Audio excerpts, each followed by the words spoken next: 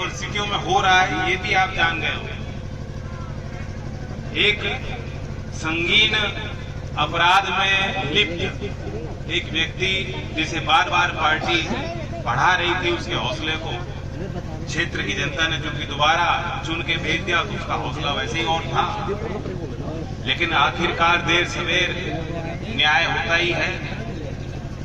न्याय के हाथ कभी ना कभी सब पे पहुंचते हैं और वो फैसला सुनाया, वो फैसला हमने और आपने तो नहीं सुनाया।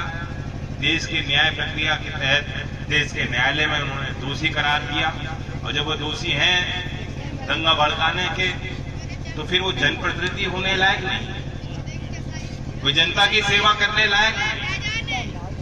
अब क्या गुण था कि बीजेपी ने सोचा वह नहीं तो उनकी पत्नी सही, मैं ज्यादा उसमें नहीं जाता, लेकिन ये आपको सोचने का विषय है। आप एक संदेश दे सकते हो और वो संदेश बहुत काम करेगा। सीधी सी बात है कि जो कोई लड़ाने की बात और भिड़ाने की बात और बंटवारे की बात करता है, जिसकी भाषा खराब हो, जो समाज में भय का बीज बोकर नफरत की खेती काटना चाहता हो, ऐसे लोगों को राजनीतिक मंचों में जगह नहीं है। और एक तरह से सजा तो उनको कानूनी तहत जो मिलनी है मिल गई, आगे और मिल सकती हो, लेकिन एक इस तरह की राजनीति पे अंकुश लगाने का फैसला इस फैसले की घड़ी में 5 तारीख में आप, कारण तो और भी बहुत सारे हैं कि हमें वोट क्यों करना। ये ट्रैक्टर लेके आप आए, किसान आंदोलन में ये ट्रैक्टर नौजवानों ने अपनाया, किसान अपने काम के लिए इसका वाहन का प्रयोग करते हैं, लेकिन उस समय किसान की शक्ति का प्रतीक बनकर किसान आंदोलन में उस दमनकारी सरकारी नीति के आड़े आने में उसके सामना करने के लिए किसानों ने इस ट्रैक्टर का प्रयोग किया, और इसलिए सरकार ने इस ट्रैक्टर को चलाने वालों को घेरने की रणनीति बनाई। ट्रैक्टर पे सवारी किसान नहीं ले जाएंगे, ये अव्यावहारिक फैसला है और किसी सरकार ने ऐसा फैसला नहीं लिया। उत्तर प्रदेश की भारतीय जनता पार्टी शासित सरकार ने फैसला। गढ़गंगा मेला है, उस पे आप जो परंपरागत तरीके से गांव के लोग अपनी सवारी सजा के जाते थे, उस पे आप नहीं ले जाएंगे। ये प्रतिबंध अनाप शनाप लगता है, अव्यावहारिक लगता है। आखिरकार सरकार पीछे हटी, लेकिन ऐसे फैसले सरकार ले ही क्यों नहीं। ये गन्ने के खेत जो मैं देख रहा हूं, मैं आज मांग करता हूं कि सूचना मिली है 30 तारीख में मुख्यमंत्री यहां प्रचार करने आ रहे हैं। स्वागत करता हूं, आइए, अच्छी बात है, किसानों की धरती। लेकिन जब आप आए, मेरी मांग है कि आप पहले तो किसानों से माफी मांगिए कि जो आपने किसानों को वादे किए थे, वादे आपकी सरकार पूरा नहीं कर पाई। इन किसानों से पूछ भी लीजिएगा कि पिछले साल से मुकाबले इस साल में, इस सत्र में जो गन्ने की फसल है, जो पैदावार है, वे कमजोर हुई कि नहीं थी। जो घाटा सीधा किसान का है।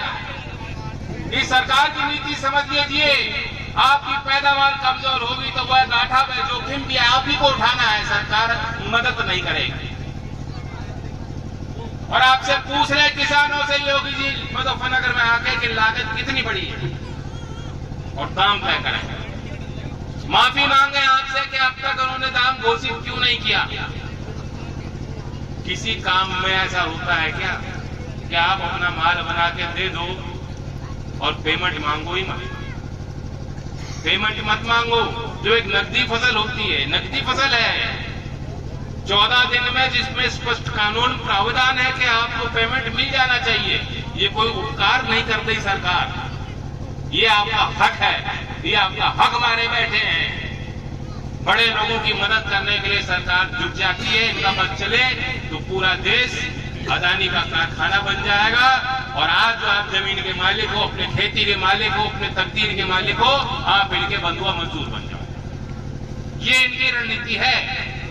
इस बड़े साजिश को भी समझने की जरूरत है। किसी काम में नहीं होता। कोई किसान बैठ के आज हिसाब भी नहीं लगाने की हैसियत रखता कि हमें पेमेंट कितना मिलेगा और कब मिलेगा। मजदूर भी मजदूरी करता है, उसे भी मालूम होता है कि मेरी मजदूरी का मुझे आज कितना मिलेगा। लेकिन ये किसान है जो मांग नहीं रहा। तो सबसे पहली बात तो 5 तारीख में इनकी जो गलत फहमी है कि किसान मांग नहीं रहा, कि किसान तो शांत है, किसान को तो हम बहका देंगे, कहेंगे भाई धर्म का संकट है, मंदिर बनवाना है, कैराना प्लान भूलना मत, 2013 भूलना मत, ये कहकर हम बांट देंगे और किसान की वोट लूट लेंगे। ये गलत फहमी कोई और दूर नहीं कर सकता, ये गलत फहमी आप ही दूर कर सकते। जय चौधरी जिंदाबाद, जय चौधरी जिंदाबाद। और कुछ हासिल होने वाला नहीं चुनाव, सरकार तो बदलेगी नहीं, इसको हमें सहन करना पड़ेगा, हमें आपको मिलकर, और छाती अड़ा के रहेंगे। जब लोकदल बेहद कमजोर थी तब भी हौसला हमारे कार्यकर्ताओं का था, और आज को दोबारा आप सबके सहयोग से मुजफ्फरनगर और शामली जिले को मैं दाद देता हूं, जिन्होंने इतनी ताकत दोबारा दी, फिर खड़े हो गए हिम्मत के साथ। अब तो छाती अड़ा के रहेंगे, कहीं चिंता करने की जरूरत नहीं।